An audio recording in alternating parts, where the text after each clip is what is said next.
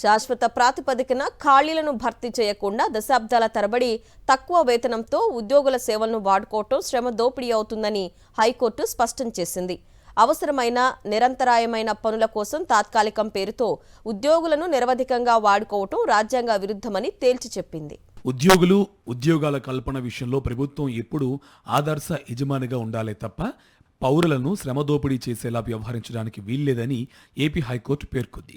రాష్ట్ర ప్రభుత్వం వివిధ శాఖల్లో ఉన్న ఖాళీలను శాశ్వత ప్రాతిపదికన సరైన ఎంపిక విధానం ద్వారా భర్తీ చేయకుండా విద్యావంతులను, అన్ని అర్హతలున్న వారిని అవుట్సోర్సింగ్ లేదా కాంట్రాక్ట్ ప్రాతిపదికన తక్కువ వేతనాలకు నియమించుకుంటోందని హైకోర్టు ఆక్షేపించింది. ఇలా అవుట్సోర్స్, కాంట్రాక్ట్ ప్రాతిపదికన నియమించుకున్న ఉద్యోగులను దశాబ్దాల పాటు ఉపయోగించుకుంటోందని తెలిపింది. ఇలా దశాబ్దాలుగా పనిచేస్తూ వస్తున్న ఉద్యోగులు తమ సర్వీసులను క్రమబద్ధీకరించాలని కోరితే మీ నియామకాలు సక్రమంగా జరగలేదనో, మంజూరైన పోస్టులకు అనుగుణంగా నియామకాలు జరగలేదనో ప్రభుత్వం చెప్పడం పరిపాటిగా మారిందని హైకోర్టు పేర్కొంది. దశాబ్దాల తరబడి వారి నుంచి సేవలు పొందిన తర్వాత ప్రభుత్వం సాంకేతిక కారణాలను సాకుగా చూపి వారి హక్కులను నిరాకరించడానికి వీల్లేదంది.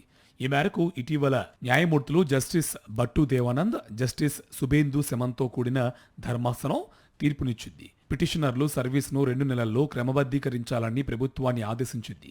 సర్వీసులను క్రమబద్ధీకరించాలని పిటిషన్లు విజయవాడ మున్సిపల్ కార్పొరేషన్లో టైపిస్టులు, ట్రేసర్లు, వర్క్ ఇన్స్పెక్టర్లు, ఆఫీసు సబార్డినేటర్లు, వాచ్మెన్లు, గార్డెనర్, ఎలక్ట్రీషియన్, డ్రైవర్లుగా దశాబ్దాలుగా పనిచేస్తున్న తమను రెగ్యులరైజ్ చేసేలా ఆదేశాలు ఇవ్వాలంటూ కె. శ్రీనివాస్ మరో 36 మంది 2018లో ఏపీ పరిపాలనా ట్రిబ్యునల్ను ఆశ్రయించారు. అలాగే తమ సర్వీసులను కూడా క్రమబద్ధీకరించేలా ఆదేశాలు ఇవ్వాలంటూ తెలుగు గంగా ప్రాజెక్టులో పనిచేస్తున్న కె. నారాయణ రెడ్డి, టిఎస్ ఖాజా మైనుద్దీన్ కూడా ఏపీఏటీలో పిటిషన్లు దాఖలు చేశారు. వీటిపై విచారణ జరిపిన ట్రిబ్యునల్ సర్వీసుల క్రమబద్ధీకరణకు పిటిషనర్లు అర్హులు కారంటూ 2018లో వారి పిటిషన్లను కొట్టేసింది.